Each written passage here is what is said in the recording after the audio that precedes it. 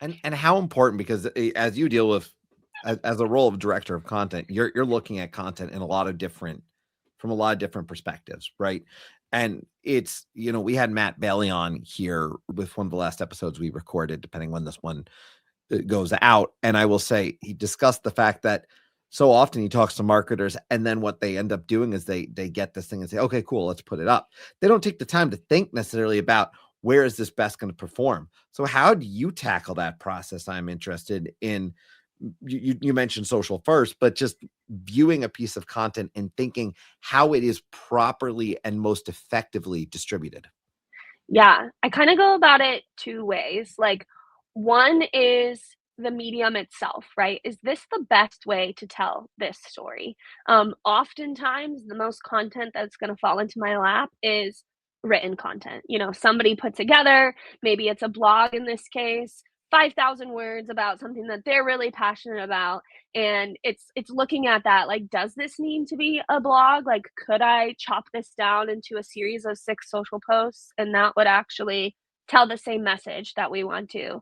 And then with that, it's looking at the medium that's the best to tell the story, but also making sure that the audience is a part of the story. I think a lot of times across marketing, it's so much us, us, us, us, us. We do this, we do that. And your audience and your buyers aren't really going to attract to that, especially in social, right? We know that almost, I think recent stats that I've heard is like 97% of your market is not ready to buy. So if you're constantly out there, we do this, we do that, we have these customers, we do this, like, you're pushing away people from feeling like they are related to your brand, that they can connect with you, because they're not ready to buy. They're not in that situation. Instead, you need to flip it.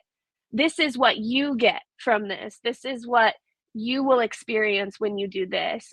We can offer you this, and really infusing your audience in the content that you're trying to do, because that's when it's really going to resonate with them. So it's making sure that that's front and center, and that sometimes can be hard to get that content across the finish line too, right? Because if you're not saying book a demo with us, sometimes people are like, well, then this post isn't doing anything. But you've just got to understand that organic growth takes time. It's not necessarily about hosting a webinar and expecting all those leads to convert in the next day. Like, it takes time to influence your deals, to influence your pipeline. And that's what makes social so great, is these channels are out there where you can slowly do those messages, slowly drip the content and the benefits for the customer, that makes them want to sign with you and go into business with you.